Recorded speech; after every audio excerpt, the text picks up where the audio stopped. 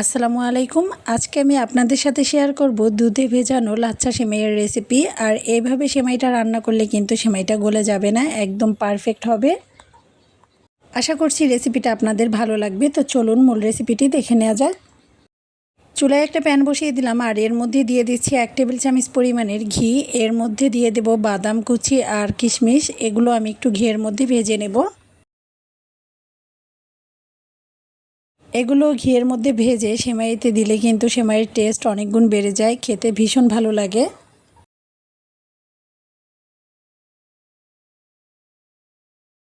Medium আঁচে আমি এগুলো ভেজে নিয়েছি। এবার চুলা থেকে নামিয়ে নিচ্ছি। ওই একই প্যানের মধ্যে আরও কিছুটা ঘি দিয়ে এর মধ্যে দিয়ে দিচ্ছি সেমাই। এখানে আমি 1 প্যাকেট পরিমাণের সেমাই নিয়ে নিলাম। হালকা আঁচে আমি সেমাইটাকে ভেজে নেব।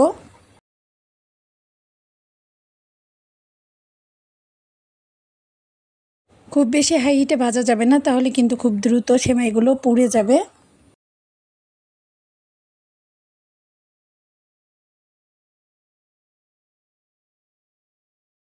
সেমাইগুলো ভাজতে ভাজতে যখন কালার চেঞ্জ হয়ে যাবে তখন বুঝতে হবে ভেজে নেওয়া হয়ে গেছে। এবার আমি চুলা থেকে নামিয়ে নিচ্ছি।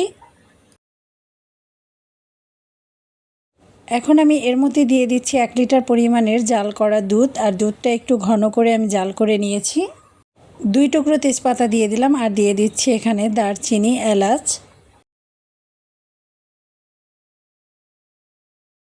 চিনি দিয়ে দিচ্ছি 1/4 কাপ। আর মিষ্টিটা আপনারা আপনাদের টেস্ট অনুযায়ী দিয়ে নেবেন। এবার নেড়ে চেড়ে সব কিছু একটু মিশিয়ে নিচ্ছি।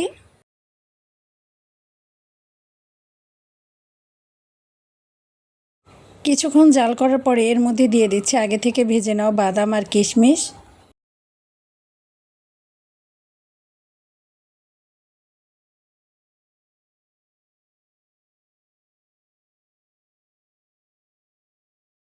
এই দুধে যখন বলক উঠে গেছে তখন আমি এর থেকে এলাচ, দারচিনি আর তেজপাতাটা ফেলে দিচ্ছি, যাতে করে সেমাইটা খাওয়ার সময় মুখের মধ্যে না পড়ে।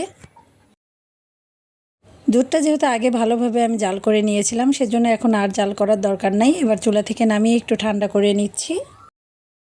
দুধটা একটু ঠান্ডা করে নিয়ে আমি সেমাইয়ের মধ্যে দিয়ে দিচ্ছি। খুব বেশি ঠান্ডা বা খুব বেশি গরম দুধ কিন্তু সেমাইয়ের মধ্যে দেওয়া যাবে না।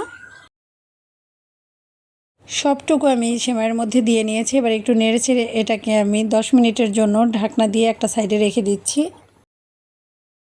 10 মিনিট পরে দেখতেই পাচ্ছেন দুধটা কিন্তু সেমাইয়ের গায়ে গায়ে লেগে আছে। আর খুব বেশি দুধ এখানে হয়নি, আবার কমও হয় নাই, একদম সমান রয়েছে। এভাবে সেমাই রান্না করতে পারেন। সামনে আসছে ঈদ, আর এই ঈদের সময় কিন্তু এভাবে সেমাই রান্না করে দিলে সবাই অনেক বেশি মজা করে খাবে।